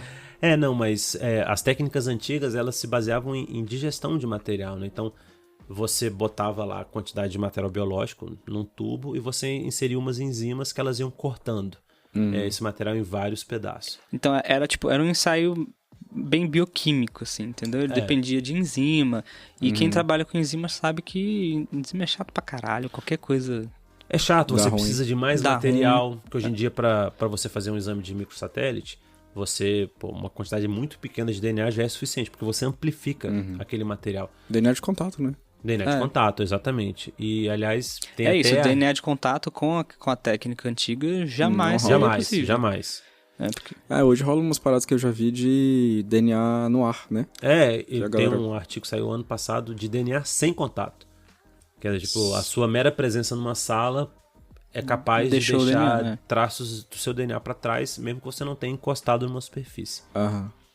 Muito louco. É muito louco. Mas é interessante, porque esses casos mais antigos, como a gente tá puxando aqui o do caso Evandro, que ficou bem famoso, poderia ser revisto hoje, né? Se você tivesse a mínima guarda desses vestígios. Sim, se tivesse o material, né? Exatamente. Se bem que é capaz de alguém descobrir esse material aí, que tá arquivado aí num armário qualquer. Cara, eu fico pensando se daqui a 30 anos, tipo, as coisas vão estar tão diferentes quanto o DNA fez ficar diferente aqui, tipo, pra gente, né, agora. E a evolução tá meio que sendo exponencial, né? Então, tipo assim... Foi um salto... A gente fala do DNA como se fosse um negócio muito antigo. Tipo assim, tem 30 anos. Tipo, quando eu nasci, meio que...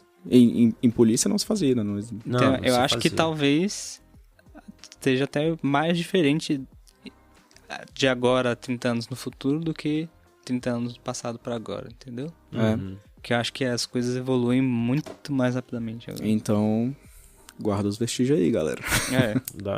Então, com essa mensagem de guarde os seus vestígios, seja na sua gaveta ou numa central. Geladeira bonita. Uma geladeira bacana. Exatamente, guarde seus vestígios. Beijos, Electrolux. Isso. Brastemp. Ou Consul. A gente quer patrocínio de todo mundo. Quem quiser, tamo aí. Manda. Aquelas geladeiras meio retrôs, manda lá pra casa, que eu acho bonitinha. Vermelho. Eu tenho uma. Tem? Só que a minha é tipo um vinho, assim. É lindíssima. Pessoa humilde. Lindíssima. Ela é muito refinado, né? Eu sou. Muito. Eu tenho uma geladeira velha que faz barulho, eu tenho que fechar a porta da cozinha quando eu vou dormir. É desse mundo que eu vivo.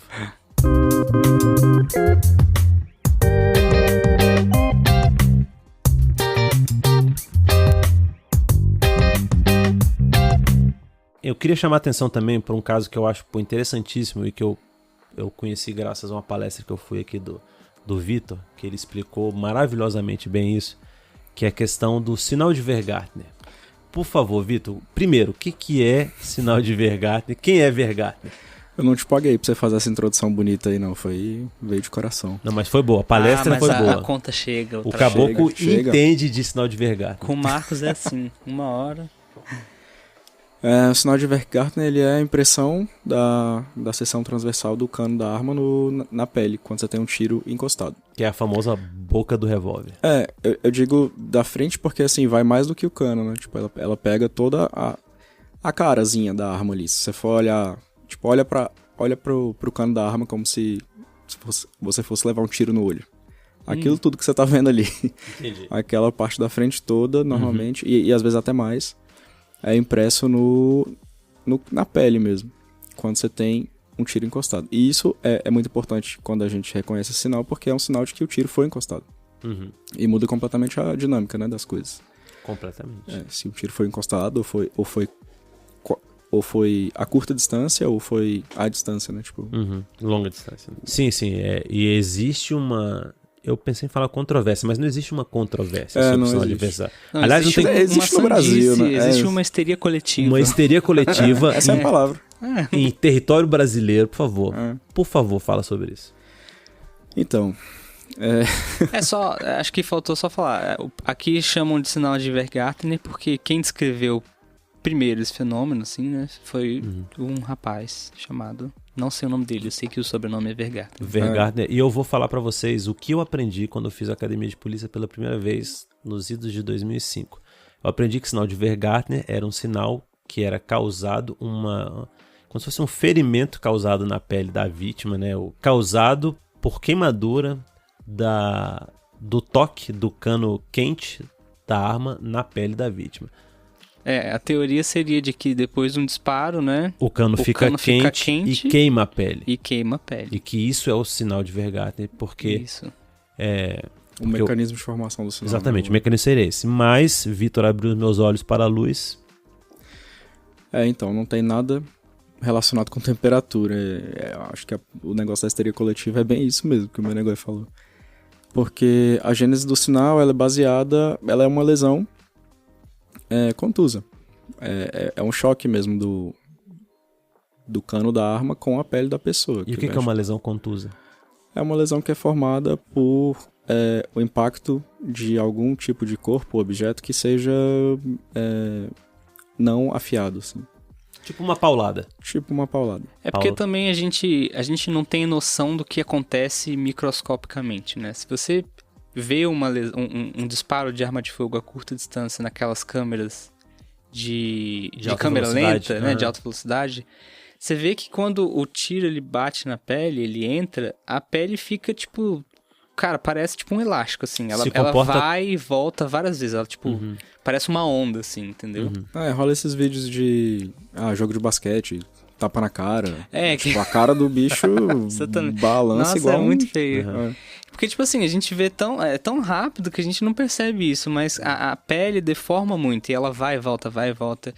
E aí, nesse processo, ela volta e bate no cano, né? E ela bate com uma velocidade muito grande. Então, Sim. O que rola é que a arma, quando ela fica encostada, o tiro vai gerar gases, né? Gases da combustão da pólvora. E esses gases vão entrar na pele e eles não têm pra onde sair, porque tá encostado, né? Então, eles vão expandir e essa expansão faz com que a pele se movimente contra a arma. E aí isso acontece em maior escala, assim, quando você tem um plano ósseo subjacente logo abaixo região da pele. A região da ferida, né? Então na cabeça fica muito claro, porque você tem crânio e pele, basicamente. Né? Então os gases eles entram e eles não têm também por onde espalhar pra dentro, né? Porque se você leva um tiro no abdômen, por exemplo, vai ter absorção pra dentro da cavidade, né? Agora na cabeça não tem muito como, né? Você vai espalhar ali pelo osso e vai voltar. E aí, o que acontece? Esse cara, o Werkgartner, ele descreveu esse sinal pela primeira vez em 1924, na Alemanha. E nesse primeiro artigo dele, ele não fala nada sobre temperatura. Tipo, não existe nenhuma menção a temperatura, calor, combustão, nada. Ele descreve corretamente o mecanismo de formação do sinal como sendo esse. A pele volta, bate na arma e gera essa impressão. E aí essa impressão ela é formada, rola escoriação também e são equimoses, escoriações misturadas, assim. Equimose é o que vem de uma lesão contusa. Equimose é o que a galera chama o roxo da paulada. Chama de hematoma, erroneamente, né? E aí, não sei porquê, não sei como, essa história veio pro Brasil dizendo que esse sinal tinha como causa a temperatura, né? Porque quando eu falei histeria coletiva, é o que parece mesmo. Porque se você olha a literatura internacional, não existe você não vai essa discussão. Menção a isso. Inclusive tem vários estudos posteriores, né? Tipo esse mesmo que eu falei da arma em câmera lenta, foi um exercício, foi um estudo para verificar realmente microscopicamente, não microscopicamente, mas assim, em detalhes o que acontecia. Esse estudo foi bem depois da descrição do Werkgartner, né? Porque a tecnologia melhorou desde então. Sim. Mas é mais um estudo que corrobora que é uma lesão de natureza contusa, assim. Sim. Tem 100 anos que o Werkgartner tá falando isso. E não só ele, qualquer outro perito referência internacional. Assim. E aí eu chamo de histeria coletiva porque por algum motivo no Brasil meio que parece que é um consenso, né? Isso. Se você pegar qualquer livro de medicina legal e de balística que envolva a parte balística terminal, né, e formação de feridas, vai falar isso. Vai ter combustão, vai ter...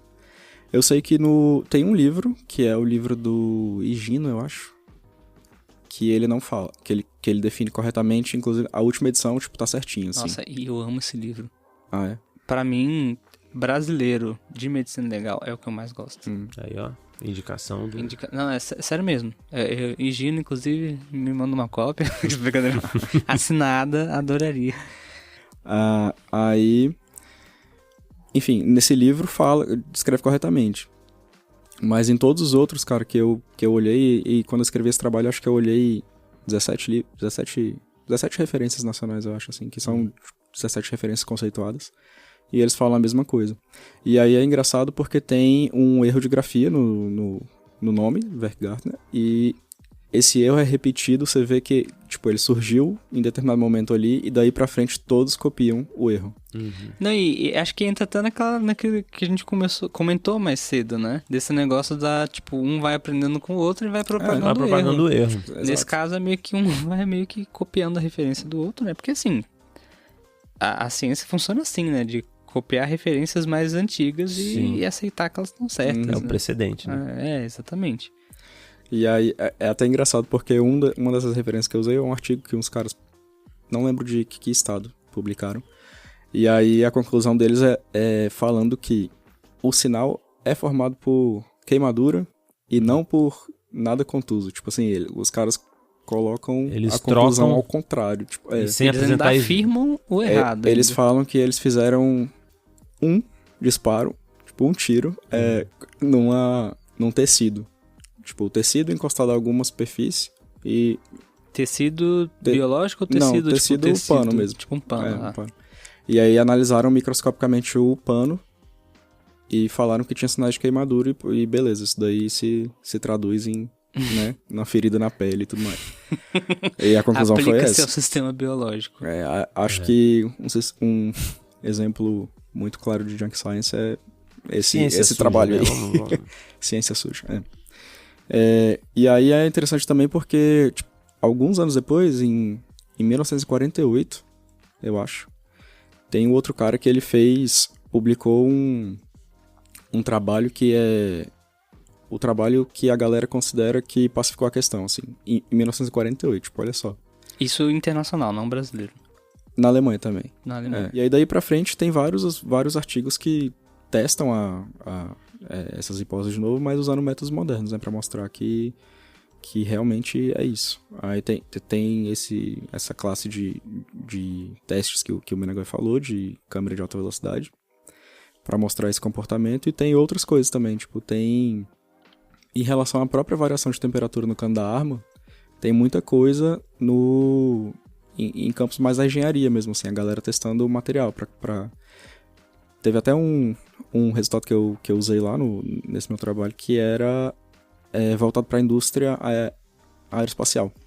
Tipo, a galera tava pesquisando materiais para usar em espaçonave e tal, e o cara tava fazendo uns ensaios, porque a parada dele mesmo era o método de medir.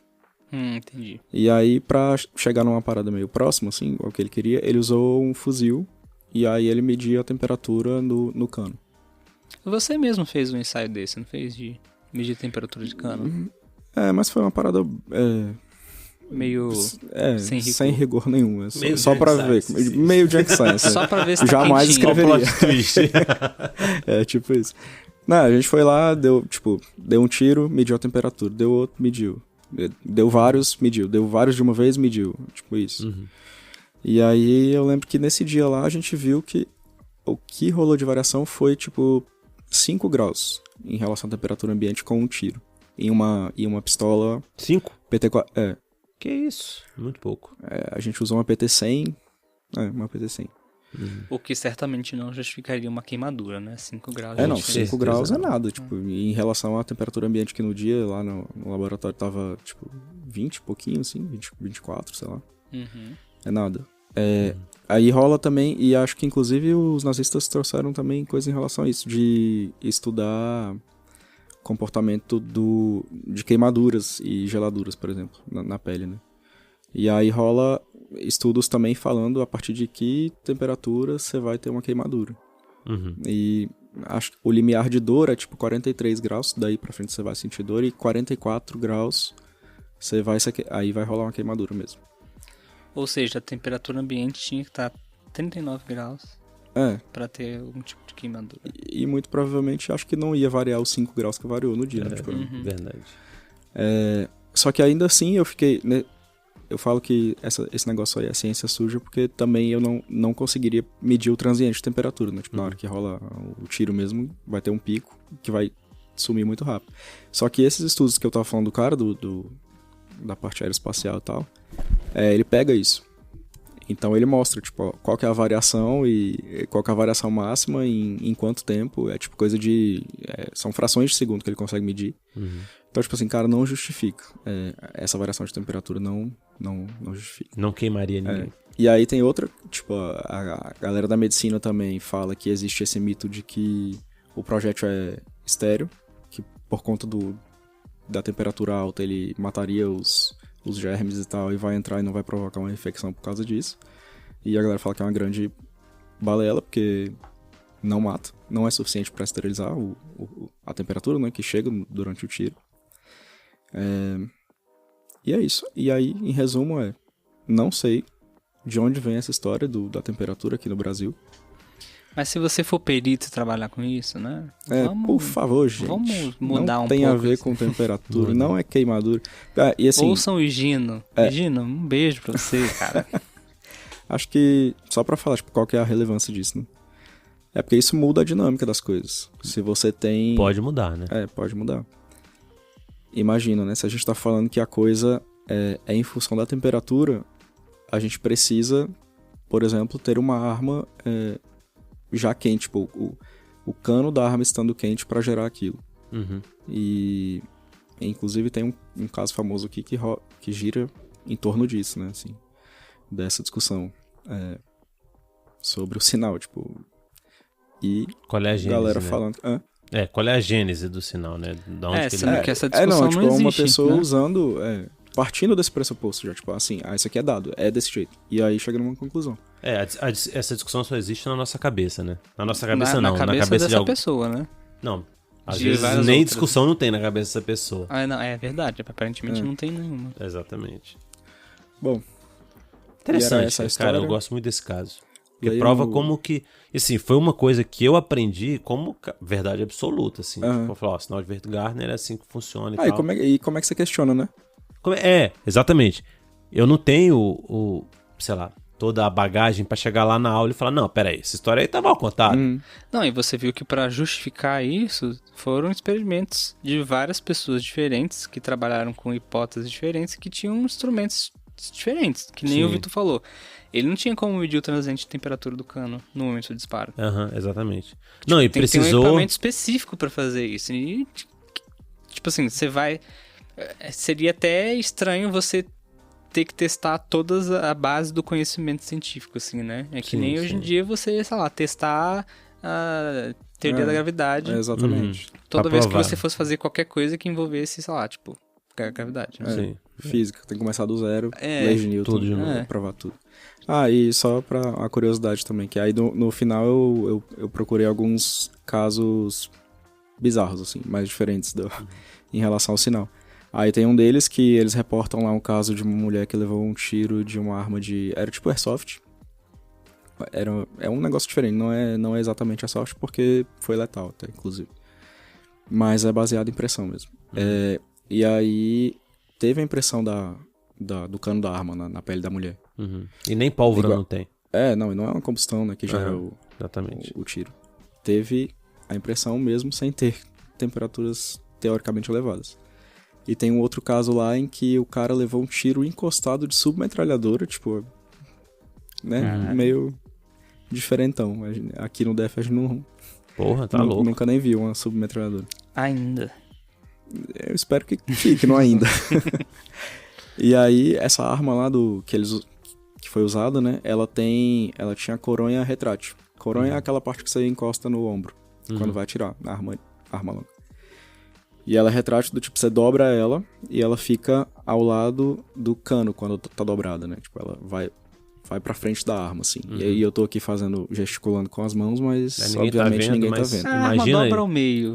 Pronto. Tipo aquelas isso. bicicletas que você Exatamente. dobra no meio e guarda debaixo Só da que é mesa. uma arma.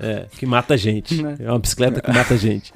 Aí a parte que ficaria encostada no ombro tá na frente. Ficaria encostada na pessoa também se eu encostasse a boca do cano, né? E aí, nesse caso, foi impresso também a coronha. Tipo, a coronha foi impressa. Bateu em tudo. Bateu em tudo. No né? Quando ela conjunto volta. E às vezes... Porque isso que eu falei, né? Tipo, ela imprime não só, tipo, a boquinha, mas às vezes mais coisas. Porque a pele abraça mesmo a ponta da arma. Então ela vai imprimir a massa de mira, vai imprimir a guia da mola recuperadora, que inclusive é polímero, né? Se chegasse nessa, se chegasse nessa temperatura aí que a galera fala que é suficiente pra... Não faria sentido você colocar uma peça de plástico ali, né? Bom, era isso. Tudo bem. Adoro essa história.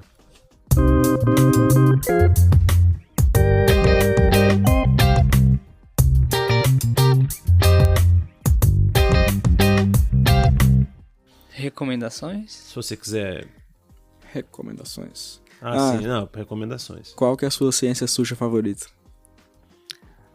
A minha ciência suja favorita é quando eu vou ao banheiro de manhã, galera. Eu acordo, rola um negócio ali. Não, como assim? Vai você primeiro, então. Sei lá, Você gosta do Vergato, tem uma galera aí que gosta de astrologia e faz justificativas dizendo que funciona mesmo, porque tem justificativa astronômica e blá blá blá. Aí eu tô com medo de falar, porque tipo eu não quero... ser cancelado. Exatamente. Não seja cancelado. Eu não quero cagar na crença das pessoas, entendeu? Mas eu acho particularmente aquele negócio de reiki meio estranho, que é tipo assim, você mentaliza o negócio, joga energia pra pessoa e a coisa acontece. A energia, que energia, né? Tipo... se fosse assim, eu não tava nem falando com vocês agora, eu tava milionário. De tanta energia que eu joguei nessa Mega Sena, eu nunca ganho essa merda. Cara, vocês sabiam, eu acho que não, né? Porque eu nunca contei pra vocês, que eu conheci... Você lembra de uma galera um tempo atrás, que chegou até aí no Jô Soares, que falava que se alimentava de luz? Vocês lembram dessa galera? Cara, eu conheci um cara desses, velho. Eu fui fazer fui passar um Réveillon um tempo atrás com a minha esposa, a gente foi pra uma... Tem nada a ver com o episódio, né? A gente foi pra um lugar no meio do mato. Hare Krishna. Não é. Cara, é um vale no sul de Minas Gerais, que é um vale muito bonito, muito conservado, Mata Atlântica e tal, e a gente vai pra lá sempre quando a gente pode. Porque a gente é desses meio hippie que gosta de ficar no meio do mato. E aí, assim, apesar de eu não ser uma pessoa hippie, tipo, tilelê, tinha uma galera tilelê lá. Como, velho, você vai na Chapada, vai ter uma galera tilelê. Aí eu fui lá, e aí, tô conversando com um cara, dono de uma pousada, e o cara com uns papos esquisitos e tal, e eu, cara, assim, mas assim... de boa. Aqueles loucos que tu quer ouvir a história, né? Tipo, exatamente, fala mais aí que eu tô gostando. Um cara interessante e tal. E aí uma vez a gente tava comentando negócio de jejum e tal, porque eles têm um esquema, que eu tava interessado em participar do negócio, que eu não sei se é verdade ou não, mas é um ritual que eles fazem lá, que você fica o carnaval inteiro sem comer. Não é sem comer. Você vai com um índio lá pro meio do mato e... Como é que chegamos nesse ponto, né? E aí você fica tipo num quadradinho, o cara bota um quadradinho de 3x3 metros, sei lá. E você passa o carnaval inteiro ali, naquele quadradinho. Se você quiser comer bicho ali, você come. Se você não quiser comer nada, você não come. E você dorme no meio do mato? Dorme no meio do mato. Você pode levar uma lona. E tu fez isso? Não fiz não. Fiquei só na vontade. Eu tenho, tipo assim, eu tenho vontade negativa de fazer isso. Você tá descrevendo e eu tô ficando... Depende de quem vai estar comigo nesse quadrado. Dependendo de quem for. Sozinho. Não, tem que... Não. E você. No quadrado não é só você. Tem outras pessoas próximas, mas cada um no seu quadrado. Exatamente. E, cara, aí eu conversando com um outro cara que tava lá com a gente, que, pô, o bicho é um médico, intensivista, cara, cabeça, sacou? E da metodologia, assim, pô. E ele falou, não, eu já fiz isso daí, velho, é massa e tal. Aí eu comecei a conversar com a galera sobre jejum. Aí o cara falou, não, porque eu passei 5 dias e tal, e foi muito louco e tal. Eu falei, caralho, meu irmão, 5 dias sem comer. Aí o cara falou, eu já passei 30 dias sem comer. Eu falei, porra, não, vocês estão de zoeira, velho. Aí ele me contou a história, que ele era desses que se alimentava de luz, se alimentava não, né? Mas falava que a luz te dava a energia que você precisava, e era isso aí. Ou não sei se podia beber um pouquinho d'água. 5 dias não, velho. Tipo 30, sei lá, muitos. O cara tava falando do carnaval, a parada. Sem beber água. E comer ele aguenta, questionando... Né? Comer aguenta. 30 dias? Aguenta até alguns meses. Claro que a pessoa fica fodida pra caralho. Você já fez isso? Nossa. Não, mas é... Tipo, sei lá, conhecimento... Não sei de onde tirei isso, mas procurem depois. Vocês são biólogos. Mas parece que a água, tipo assim, você não aguenta uma semana sem beber água. Eu imagino até que não. menos, acho que tipo questão tipo, de 2 dias, 3 dias, sei lá. Ainda mais aqui no deserto do... Não, mas lá é... do centro-oeste. Sul de Minas é mais... Inclusive tem um caso, mas aí já é mais controlado, de um cara que... Não sei se era um cara ou uma mulher agora, mas uma pessoa que era muito, muito, muito obesa. E ela ficou mais de 1 ano sem comer. Nossa. Mas isso tudo controlado medicamente. Ele estava sendo acompanhado por médicos, né? E ele tomava suplementos de algumas vitaminas, né? Tipo assim. Mas fora isso, não comia e conseguiu sobreviver. Mais de 1 ano, eu acho. E emagreceu pra caralho, né? Teoricamente E tem hoje reservas, ela né, de é energia. a Fernanda Lima. Exatamente. Inclusive, beijos, Fernanda Lima.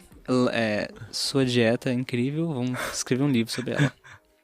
Bom, eu acho que é isso, né, que a gente tinha pra conversar hoje. A gente já até falou das indicações. Você tem alguma indicação, Vitor? Eu tenho indicação de ciência suja. A minha favor. favorita é o... Vocês já ouviram falar MBTI? Sim, Porra, essa? é a astrologia socialmente aceita no mundo do empreendedorismo. O que é Exatamente. MBTI? MBTI são... sabe aqueles testes de personalidade? Sei. É tipo isso. É um desses que meio que divide... Acho que são 16 arquétipos de personalidade. São combinações de 4 letras, né? É. São, Aí é são tipo 4 assim, letras. sei lá, é INFJ. A INFJ significa que você é introvertido, sei lá o quê, justiceiro e fudido, sei lá. Cara, é tipo psicotécnico que você faz pra concurso. Já tô puto. Já tô Só que, inserindo cara, treta aqui. Esse na galera do coach de empreendedorismo é muito, muito difundido. E a galera tipo assim, eu sou assim porque eu sou uma INFJ, então... Tem um monte de página na internet de meme. Quem me apresentou isso foi uma amiga, Gabi. Beijos, Gabi. Obrigado por ter me apresentado essa ciência suja. E aí ela me mandou, tipo... Aí tem um site lá em que você faz o teste. Uhum. Cara, e eu fiz o teste. E assim, ele já era a resposta, o resultado é bem grande, tipo... Tem uma análise de um monte de coisa lá. E o teste é grande, também. Eu fiz também. O teste é Tem grande. a pergunta do mendigo lá? Tem, Se você bater em bateria em um mendigo? Mas eles mudaram pra morador em situação de... Não, pessoa em situação de rua. Mas... Moderno, tá mais moderno. Mas é de 1 a 5 que tem que escolher, tipo... Você bate muito ou bate um pouquinho? Eu coloquei um 2. Essa porra é um Eu psicotécnico, coloquei né? um 2 porque eu também não diria que eu nunca bateria. Dependendo da circunstância, eu meteria uma sova na pessoa. Não, mas voltando aqui à situação do MBTI. Isso é um psicotécnico. Tipo isso. Cara, Então, tipo... já tá errado, já começou errado. Só que aí no final ele te... são 4 letras, são combinações de 4 letras, porque são 4 parâmetros que são meio que, tipo assim... Medidos. Eu lembro só do primeiro, tipo... Tem INFJ, por exemplo, e tem ENFJ. O I é de introvertido e o E é de extrovertido, entendeu? Então você pode estar mais introvertido ou mais extrovertido. Aí dependendo... São sempre dualidades, assim, entendeu? Uhum. Aí no final sai lá a sua sigla lá, você... E que são 4 parâmetros lá e fala que Saiu. Você é um pau no cu de estar fazendo esse negócio. E eles têm, tipo, nominhos, assim, entendeu? Tem um que é, tipo... sei lá o quê? Você tem o perfil do guerreiro. Tem isso também. Aí, sei lá o quê? Você tem o perfil do curandeiro. Tem até parece um RPG, desenhozinho. Inclusive.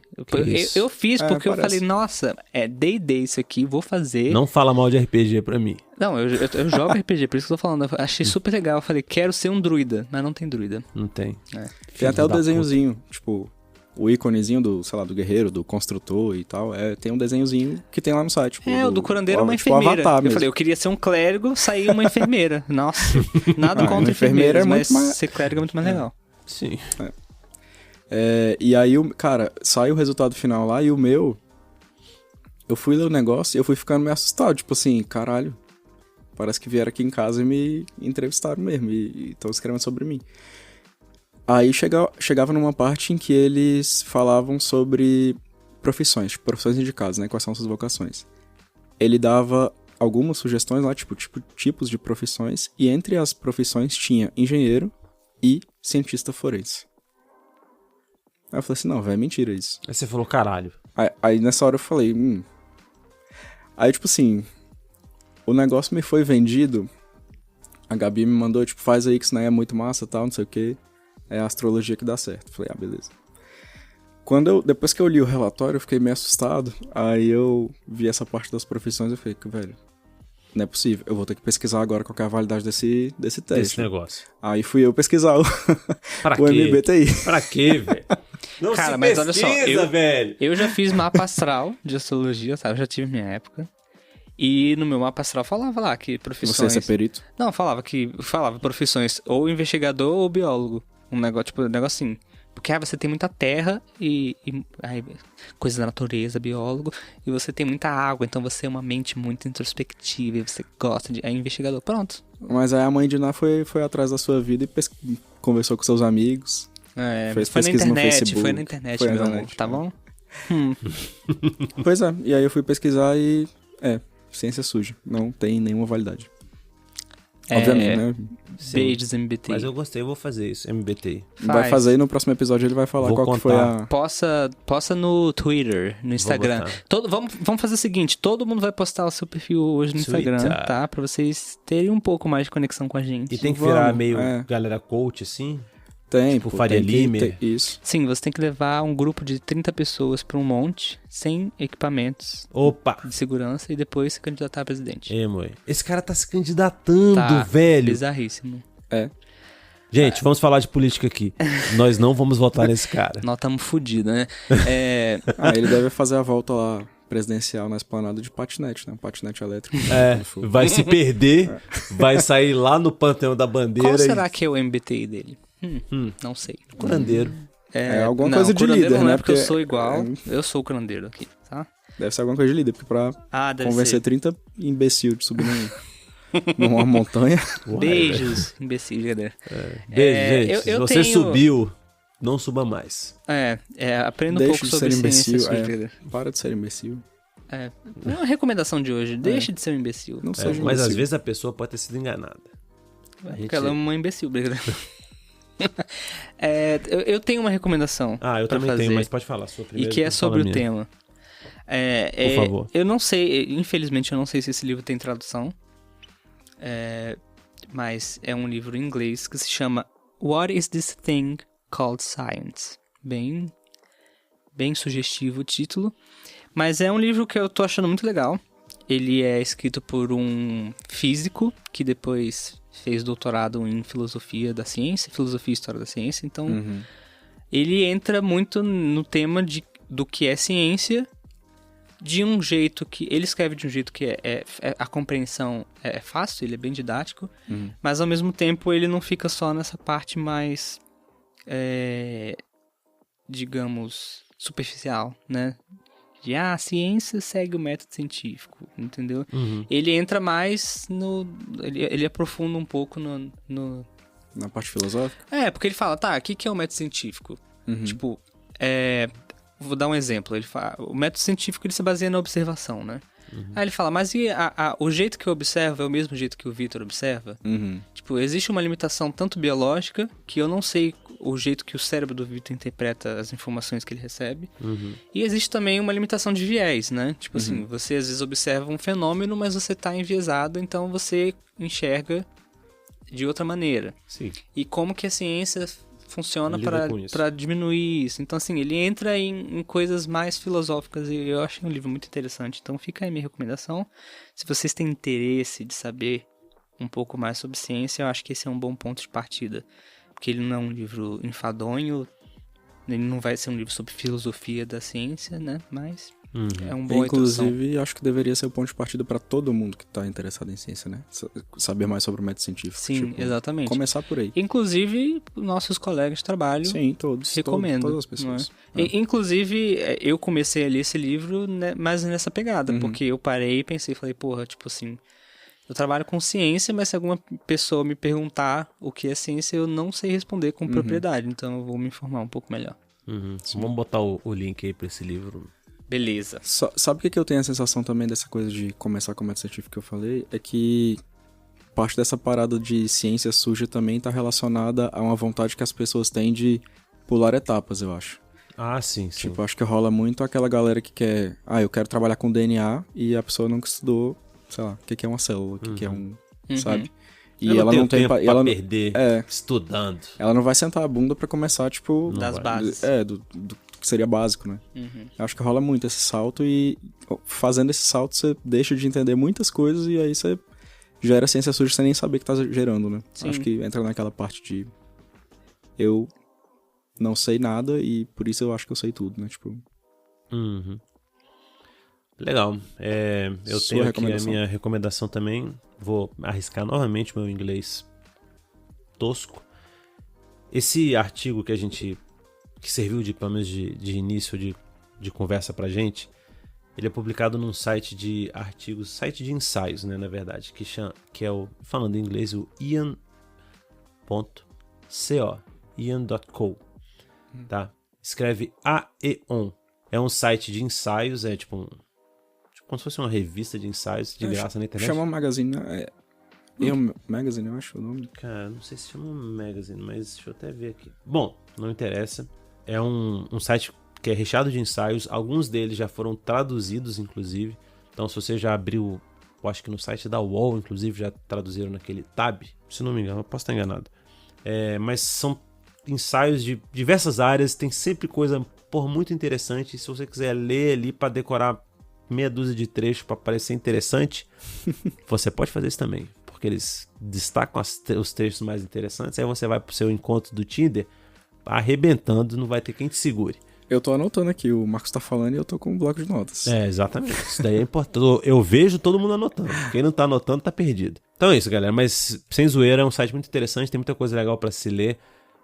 Pra quem gosta de ciência, é um prato cheio. E se você gosta de ciência e quer enveredar em áreas que não são da sua área científica, vale muito a pena também. Tem sempre coisa acessível, então vai lá e se deleite. Eu indicaria, acho que, uma série. Making a Murderer, na Netflix. Muito bom. Que conta a história de um crime que teve uma pessoa inocente presa e, enfim, tem gente presa até hoje, né? E ele passa muito sobre como as provas foram produzidas e fala muito de ciência suja, assim, porque quando chega na parte das ciências forenses tem muita coisa errada também. Muita coisa errada foi feita e feita propositalmente até. E é bem legal, assim, acompanhar o caso. Quer dizer, a série ela acompanhou o caso ao longo do tempo mesmo, assim, de fato. Então, não é uma coisa que está sendo feita hoje sobre algo que aconteceu no passado. Foram filmando ao longo do tempo, assim. Mas, e com aquela mulher maravilhosa, né? Brincadeira. E é isso. Então é isso, galera. Um abraço aí pra todo mundo que chegou até aqui com a gente. E até o nosso próximo e último episódio da primeira temporada. Abraços. Beijos.